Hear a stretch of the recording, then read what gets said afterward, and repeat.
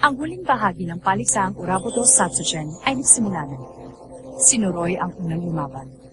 Isa lamang pala itong bangkay na sinaniban na mahiwag ni si Bakuju. Nang matalo si Bakuju, sa pilitan itong kinuha ang katawan ni Max. Subalit sa bandang huli ay nagwagi ang isip nito at winasak si Bakuju.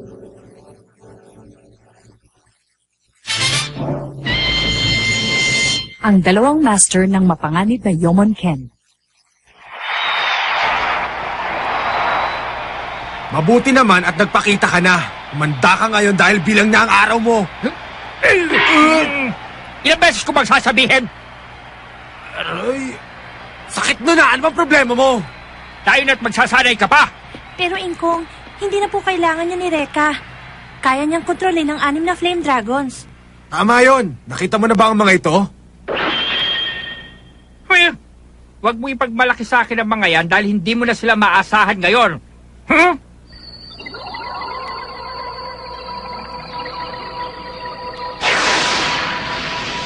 Anong ginagawa mo?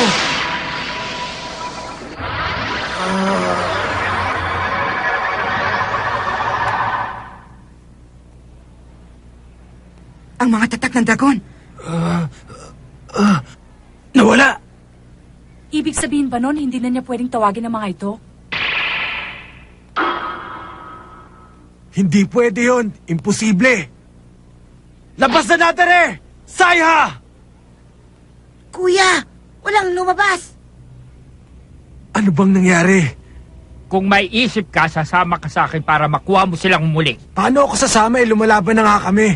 Iisa lang ang kalaban mo. Yan ay si Kurei. Huwag kang mag-alala, ibabalik kita dito bago magsimula ang laban yun ni Kurei. Ha? Sandali lang.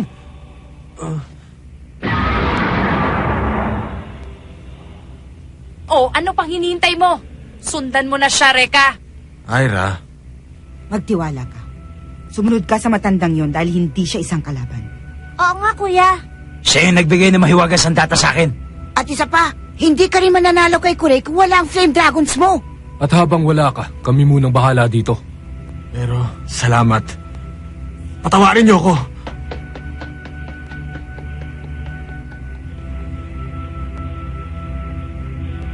Mag-iingat ka, Reka. Nakakaasar naman. Saan nagpunta yung matandang yun? Huh? Salamin?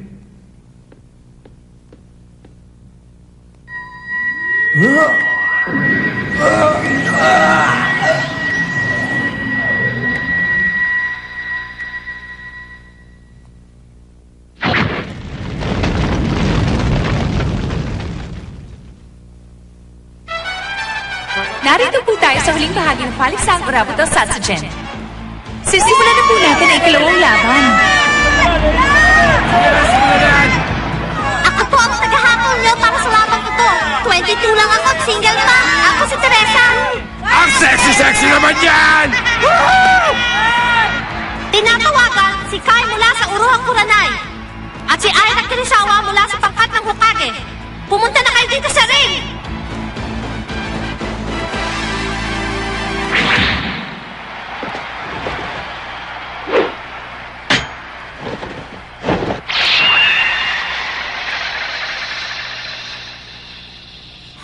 Ang espadang yun. Malalaman mo bukas ang katotohanan, maging ang taong kumaslang sa iyong kapatid. Siya na nga yun. Sige na nga! Para pagpawisan na ako! Sandali! Ibigay mo na sa akin to, Ira! Sandali lang, Dylan!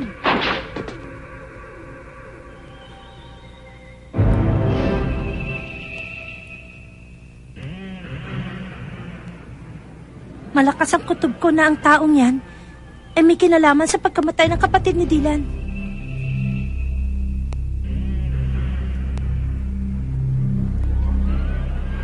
Referee, si Ira Kirisawa ang dapat lumaban. Pwede bang palitan ko siya? Sandali ha! Itatanong ko muna kung sasakayan ng mga kalaban mo. Tutol ba kayo? Siya ang dahilan kung bakit ako nandito. Si Dylan at ang kanyang insuwi. Sang-ayon ba kayo, Master Kurei? Oo, yan ang dahilan kung bakit nais ko makasama si Kai sa aking pangkat. Kung ganon, Ang laban ay magaganap na sa pagitan ni Dylan Mikagami ng Hokage at ni Kai ng Uruha Kurenai. Ikalawang laban, simulan na!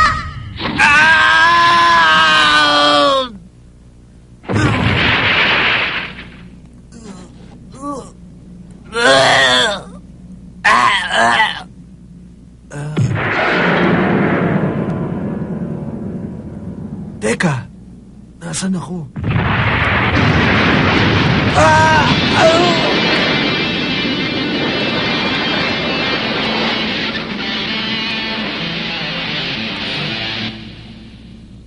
Hindi ko sinasadyang matalsikan ka ng buhangin. Pasensya ka na, Reka. Ha? Wag mo intindihin yun, miss! Nakakahiya, kilala niya ako pero hindi ko siya kilala. Alam ko ang lahat ng tungkol sa'yo. O paano, magsisimula na ba tayo? Magsisimula ng ano? Flame power! Ano?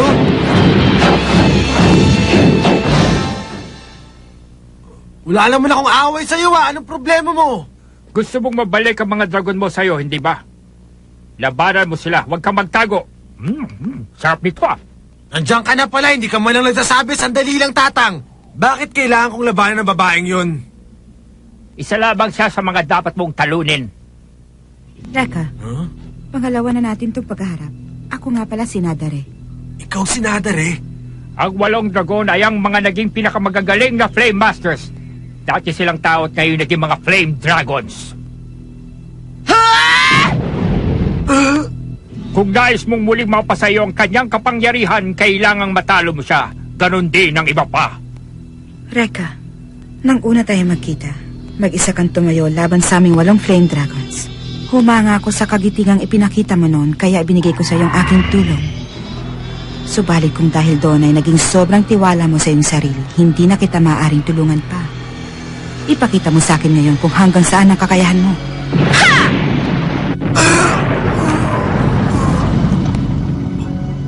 Huwag niyo akong iismulin!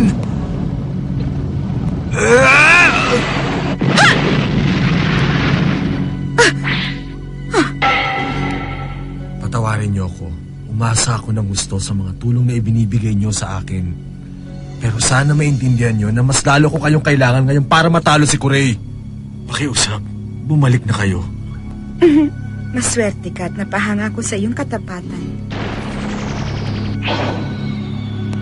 Lumaban ka para sa ikabubuti ng marami.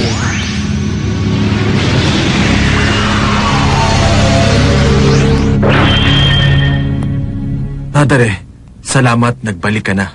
Dauto mo na pala si Nadare. Pumili ka ngayon ng susunod mong makakalaban. Ako si Saiha. Ako si Homura. At ako naman si Madoka.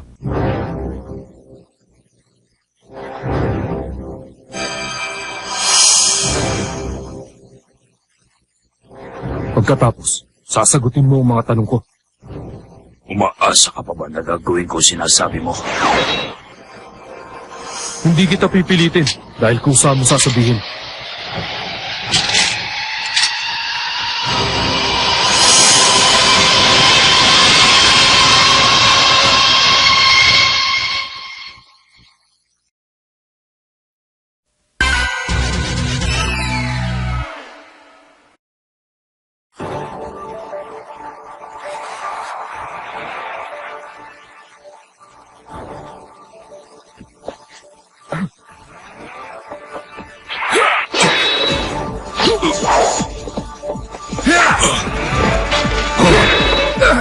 Pareho silang mabilis. Pagkasukat ng kakayahan ng dalawa nating kalahok. Kuya Lorcan, kilala mo ba yung Kai na yan? Ngayon ko lang narinig ang pangalan niya eh. Eh, pareho lang pala tayo eh. Siguro, naging Jushinshu siya nung pagkalis natin kay Kurei. Aba, nasira niya ang balabal ni Kai. May ibubuga naman pala siya. Ito ang unang pagkakataon na makikita natin ang kanyang muka mula na mag-umpisa ang paligsahan. Maraming salamat, Dylan. Wala na makapipigil sa akin ngayon. Ay, yabang naman niya. Totoong sinabi niya. Ang hikaw niya. Hindi mo ba nagustuhan ang hikaw ko? Sa bagay, ito lang ang naaalala ng mga nagiging biktima ko. Pinagbibintangan nila akong pumaslang ng mga taong malapit sa kanila. Tapos tinuturo ko sila. Ganyan din ang mangyayari sa'yo. Dylan Mikagami. Sa wakas, nakita ko rin siya, Ate Jessica. Sa lahat ng ayoko ay yung pinagtatawanan ako. Yomonken! Absolute Zero! Yomonken! Yomonken, Absolute Zero Return. Hindi lamang ikaw ang biyasa sa paggamit ng Yomonken technique. Dalawa silang gumagamit ng Yomonken! Paano? Imposible. Iisa lang ang dapat magmana ng Yomonken dahil iisa lang ang tinatanggap para pag-aralan ito. Sina Master Meguri Kyosa at Dylan Mikagami lamang ang dapat nakakaalam ng tungkol sa Yomonken. Nakakatawa ang itsura mo ngayon. Mahiwagang sandata yan, hindi ba? Siyempre naman. Ito ang mahiwagang Yomon-en. Kung ganun, ang iyong mahiwagang espada ay may kakayahang gayahin ang Yomonken technique. Kaya lang, isa lang ang Absolute Zero na nagagawa ng aking Yomonken. Pagkakaisa ng 4 na bahagi. Yomonken! Water Snake! Ano yan? Ngayon ko lang nakita yan ah! Hindi niya madedepensa ng kanyang sarili kung gumagaya lang siya. Iisa lang ang Master at ako yun. Yomonken! Ice Snake!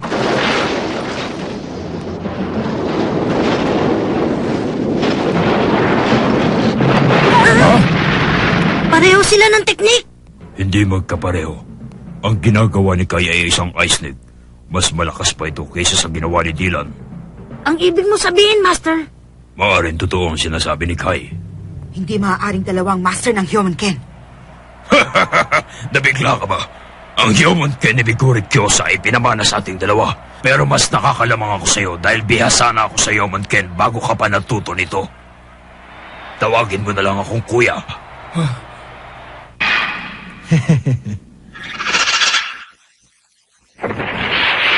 Hi. Ako si Rion Katanashi, ang makakalaban mo ngayon. All right. Come on, subdue me and take me inside you. You know you want to. I can see her, but... My master is such an innocent man. But I'm pretty sure you're going to like this. Please, stop it. You're torturing me. How can I fight a naked woman? Remember, ninjas have been trained to deceive and distract the enemy. And if you can be distracted by a little bit of skin, then you're still just an amateur. Bakit hindi ka pa sumuko? Aking bunsong kapatid. Wala akong pakialam kahit na sino ka pa.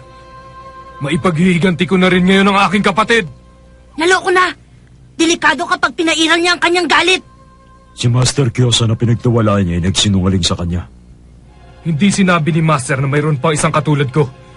Pero isa lang ang dapat manatili sa atin. Ang isang katulad mo ay hindi karapat-dapat magmana ng Yomonken. Alam mo ba ang dahilan kung bakit ka sinanay ni Meguri Kyosa? Kung sakali may masamang mangyari sa akin, ikaw ang aking pakap. Tama na! Churaramay! Ang problema sa teknik na yan, kailangan manatili sa lupa ang espada mo. Bukas ka sa pag-atake. Yomonken! Hisame Freezing Rain! Hindi!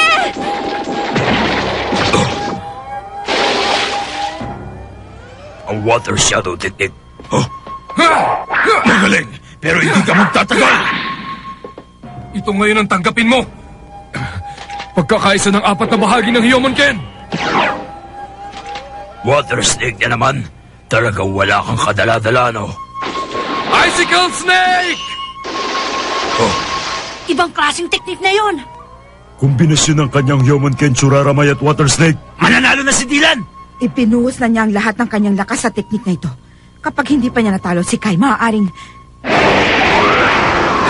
Ako ang Master! Yomolen Ice Barrier!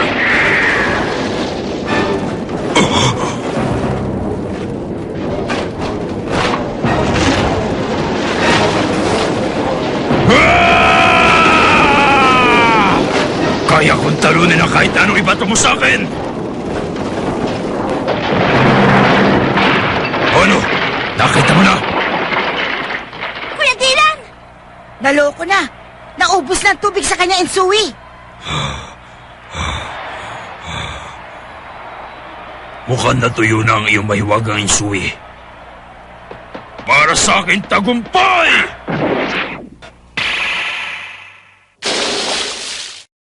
Hindi! Pulong Insui! Yan ang sarili mong dugo! Para sa aking kapatid!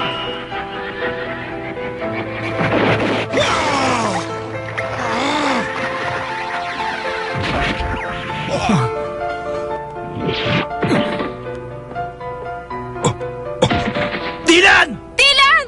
Dylan! Parehong bagsak!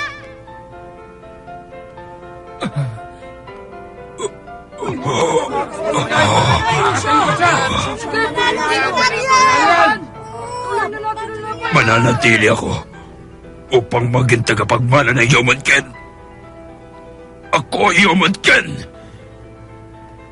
Dahil hindi na muling makabangon pa si Dylan Mikagami, ang nanalo, si Kai! Bumagsak po si Dylan, mga kaibigan. Ang pangkat ng Uruhang Kurenai ang nanalo sa labang ito. Paano mo nalaman? Hindi ako ang dapat. Sabihin mo sa akin, bakit, Dylan? Bakit? Master, ang huling tira ni Dylan kanina. Oo. Nagkaroon siya ng pagkakataon para tapusin si Kai kanina. Subalit pinigilan niya ang kanyang sarili. Hindi ko alam kung bakit nangyari yun. Dylan! Okay ka lang ba? Dylan! Huwag akong intindihin niyo. Grabe ang tama ni Kai. Ha? Pero hindi ba sabi mo siya pumatay sa kapatid mo? Bakit namin gagawin yun? Hindi. Hindi siyang pumatay. Nalaman mo rin pala. Nalaman ko pero huli na. At hanggang sa huling sandali ay ihahabilin mo ko sa iyong mga kasama. Kahanga-hanga. Bakit pinaniwala mo ako na ikaw ang pumatay sa kapatid ko? Ano bang bahagi ng kwento mo ang totoo? Ako ang tunay na tagapagmana ng Human Ken ni Meguri Kyosa. Subalit na makita ka niya, nakita niya ang iyong potensyal at naisip niyang ikaw ang mas karapat-dapat na maging tagapagmana ng Human Ken. Pagkatapos ay binaliwala niya ako. Hinayaan niya ako mabuhay upang maging kahalili mo kung sakaling nagkamali siya sa pagpili sa iyo. Para niya akong sinampal sa mukha. Ayoko maging kahalili lamang ng isang tao na 10 taon ang pagkabata sa akin. Kaya ngayon, ninais ko mapatunayan mo sa akin kung ikaw nga ay talagang karapat-dapat at kung gaano ka kagaling, Dylan. Kaya naman pala nagpanggap siya kanina. Ngayon ay lubos ko na nauunawaan. Ikaw ang mas karapat-dapat kaysa sa akin. Pero ikaw ang nanalo. Huwag mo na akong kaawaan. Alam nating pareho na pinigilan mo lang ang sarili mo kanina. Saan ka pupunta? Isa lang ang maaaring maging tagapagmana. Total, hindi rin magtatagal ang aking buhay. Kai! Iiwan ko sa iyo ang isang katotohanan. Ang taong pumaslang sa iyong kapatid ay si Meguri Kyosa. Hindi totoo yan. Dahil sa hangarin mo makapaghiganti, madaling tumaas ang iyong kakayahan. Yun ang nais mangyari ni Kyosa nang paslangin niya ang iyong kapatid. Dylan Mikagami, ikinararangal kong ikaw ang aking naging huling kalaban. Sana'y matapos ang iyong paghihiganti. Paalam. Ha? Kai!